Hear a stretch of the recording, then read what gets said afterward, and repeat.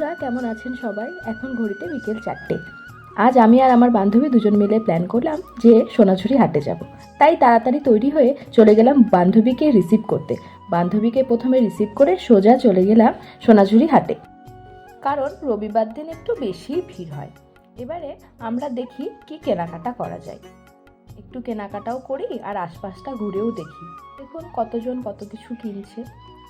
আশপাশটা ঘুরতে ঘুরতে একটা পোস্টার চোখে পড়লো। পোস্টারটা দেখে আমার ভীষণ মন খারাপ হয়ে গেল। আপনাদেরকে যদি বলি আপনারও আপনারা হয়তো সকলেই জানেন 2019 থেকে বিশ্বভারতী দোল উৎসব পালন করতে দিচ্ছে না। কিন্তু কি হয়েছে, আমাদের মনে একটা আশা ছিল যে সোনাঝুরিতে তো হবে, কিন্তু এবছর বন দপ্তর থেকে সেটাও বন্ধ করে দেয়া হলো। তাই আমার মনটা ভীষণ খারাপ হয়ে গেল। তারপর মনে মনে ভাবলাম বন দপ্তর যেটা সিদ্ধান্ত নিয়েছে খুব ভালোই সিদ্ধান্ত নিয়েছে। আমি শান্তিনিকেতনবাসী হিসাবে আমিও এটাকে সাপোর্ট করি, কারণ বাইরে থেকে যে সমস্ত পর্যটকরা আসছেন এসে প্লাস্টিক আবর্জনা গাছের ডাল ভাঙা এসব করছে, তাতে আমাদের গাছের ভীষণ ক্ষতি হচ্ছে। তাই যে সিদ্ধান্তটা নিয়েছে খুব ভালো নিয়েছে। আপনারা এই খবরটা শুনে খুব দুঃখিত হয়েছেন জানি।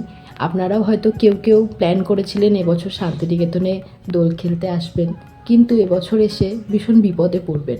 তার থেকে ভালো নাই আসুন। তাহলে যদি আপনাদের আমার ভিডিওটা ভালো লেগে থাকে একটা কমেন্টে জানাবেন, একটা লাইক করে দেবেন আর সাবস্ক্রাইব করতে ভুলবেন না। নমস্কার, দেখা হচ্ছে পরের একটি নতুন ভিডিওতে।